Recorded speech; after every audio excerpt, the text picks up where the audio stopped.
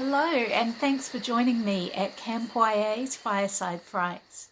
My name's Helen Vivian Fletcher, and I'm a children's and young adult author from New Zealand. You might have already been able to tell that from my accent. I promise I will try and speak clearly. I know it's an accent that can be difficult to understand if you're not from here. Now, I've been asked here today to share a scary story with you. And I write lots of dark and creepy novels and novellas. Some of them you can see up behind me. But I thought that today it would be nice to share a complete story. So I'm going to read one of the stories from my book, Symbolic Death. And this story is actually based on true events. A lot of what happens in this story actually happened to my mother many years ago when she was at university in England. It's called The Temple of the Inner Light.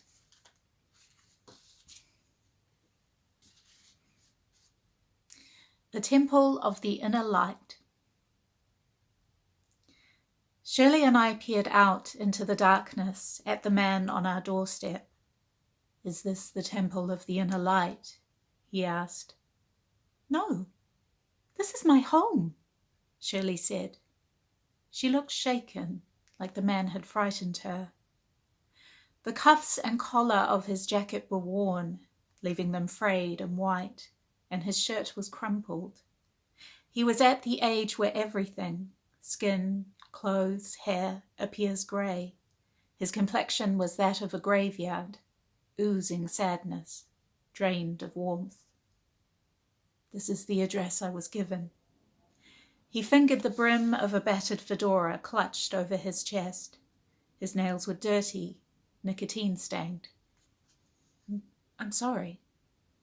I closed the door and watched through the window as he shuffled off down the street. "I found those books in my room."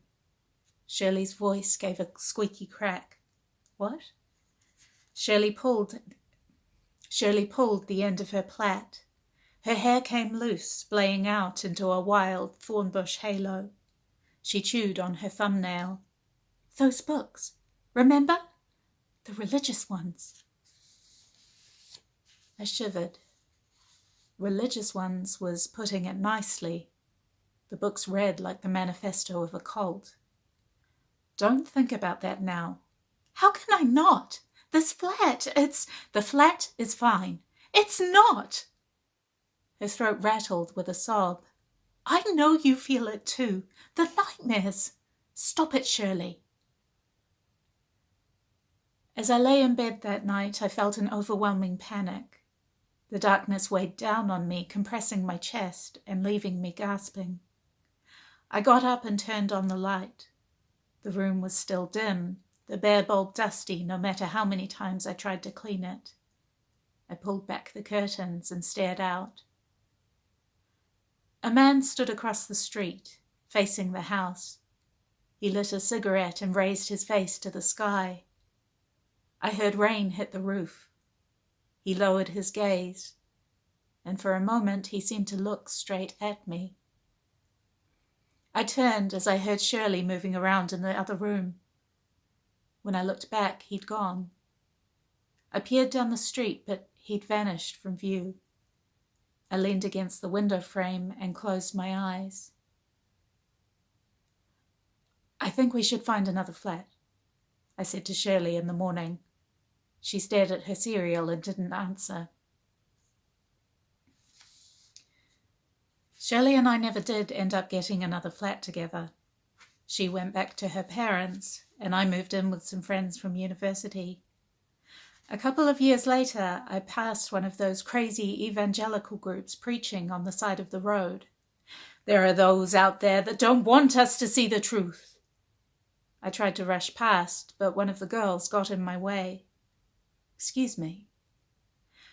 Her clothes were brightly colored and ragged. I shrank away as the wind slapped strips of fabric from her dress against my arms. She drew her hand across her face, pushing back her hair. It splayed out, wild and violent. I looked up at her.